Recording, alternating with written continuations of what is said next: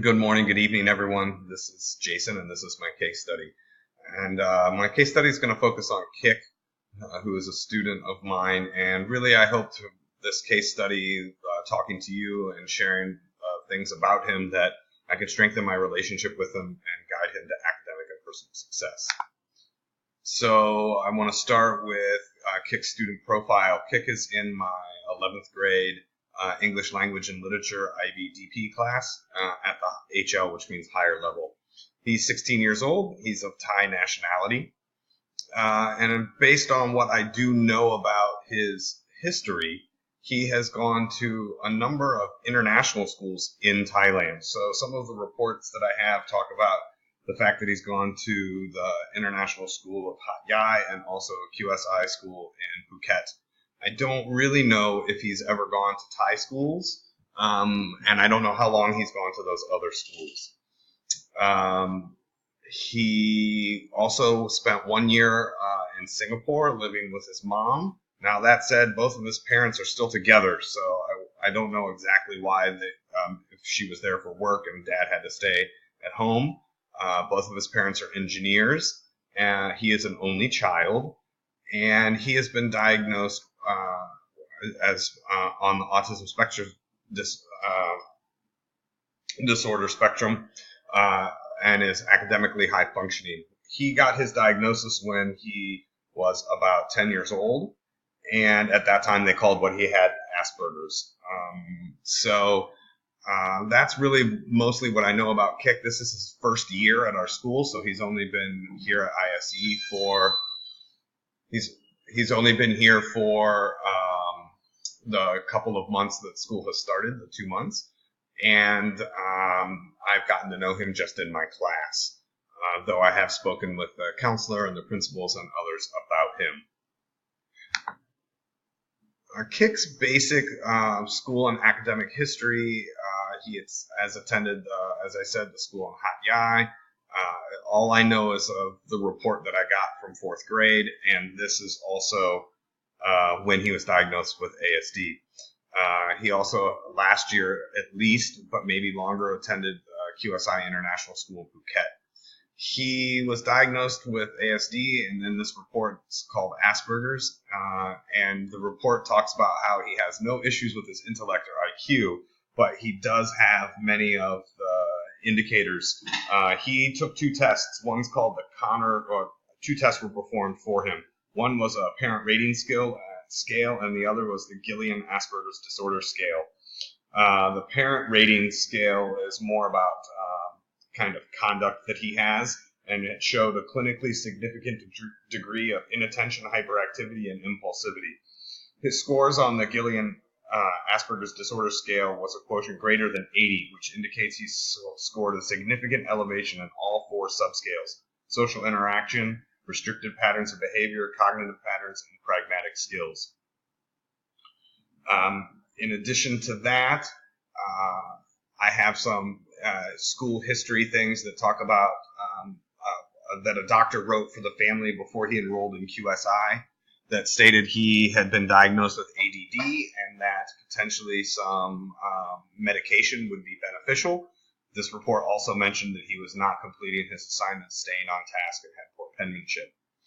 Once he attended QSI, his science teacher wrote a note that ended up in this file that I have that said that he must have not been taking his medication for ADD. He started to take it again, and it had the opposite effect.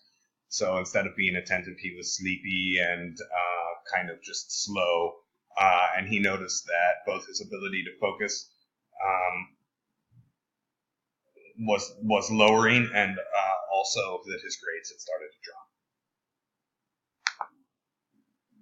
So there are both strengths and challenges that I've noticed with Kik in the time that I've been working with him, and I've kind of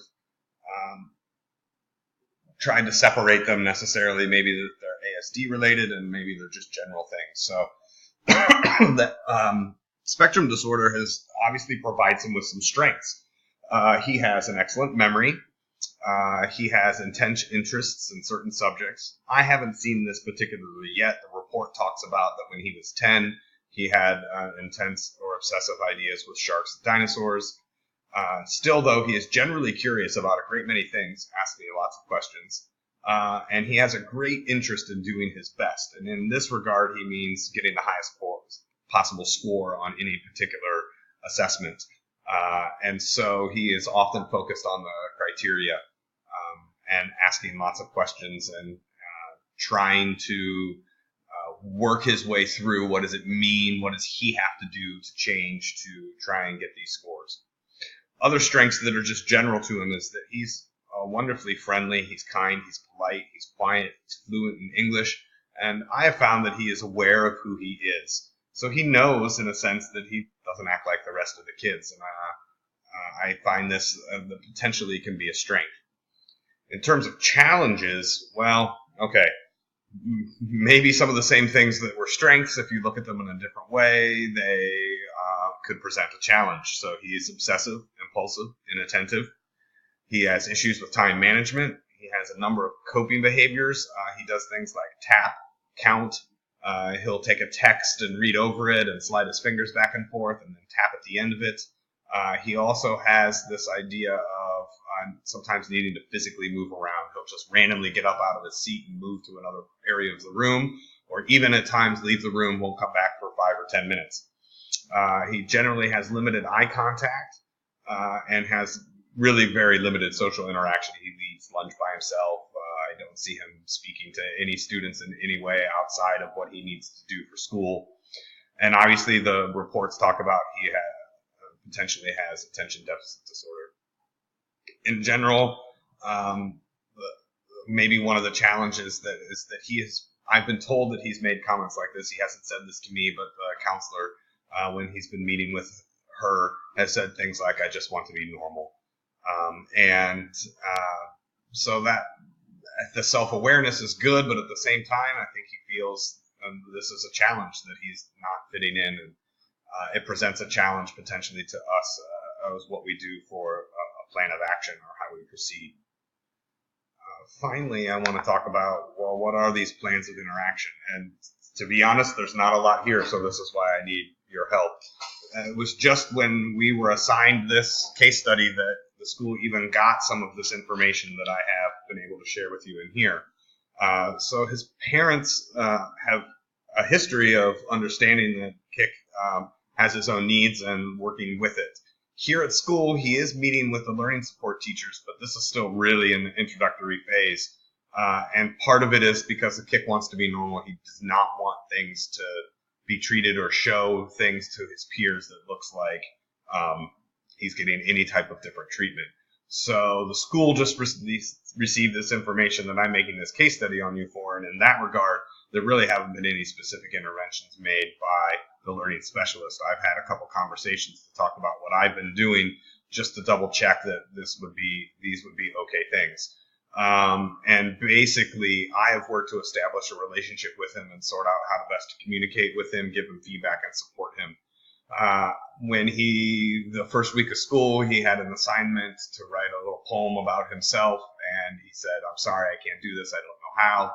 I brought him into my classroom alone in the off period, and I sat next to him, and I went through every line of kind of like a Mad Lib type thing that he needed to do. And I went through every line and got coaxed out of him maybe half of the poem, and I said, "Don't worry about it. We've done half of it." After that, it seems to me that he has trusted me. So now he definitely will come in when instead of giving up and say, "I'm having trouble with this," or "How do I do this?" And that's been great. In terms of when he has coping mechanisms or behaviors in class, I tend to just let them happen. I'm blessed in this regard that there's only 3 other students in his class. One of them's a new boy, and the other 2 I've taught in the past. So I have a decent relationship with these 3 students, and they have him in other classes, but with more students. I've been able to just let Kik be Kik. And if I need to pull him aside and just talk to him really quickly, I can let the other kids work on something and make sure he understands what's going on.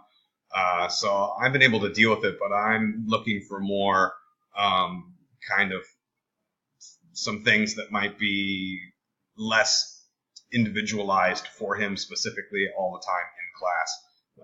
And hopefully the counselor or maybe some contact with parents will help. That said, I haven't had any contact with the family. Now, the mother is super supportive and she's very engaged. For example, Kik participated in a Model United Nations in Bangkok last week, which means he had to travel to Bangkok and be part of a conference with probably 100 or more strangers and give speeches and interact and write things and do all of this. And, it's a very like social event. Mom went on the event kind of as a chaperone. He stayed with her in a hotel room, and she managed to make sure that he was, balanced and everything was working.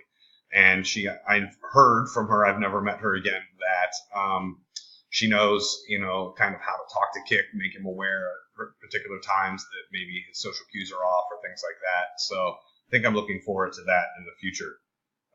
So this is Kik, and he's really a great kid to have in class. I think my other students are learning from him because he is really smart, though he doesn't see things so the grays and things so much. In my class is a lot about grays. So anything that you have to share with me would be great. Thanks.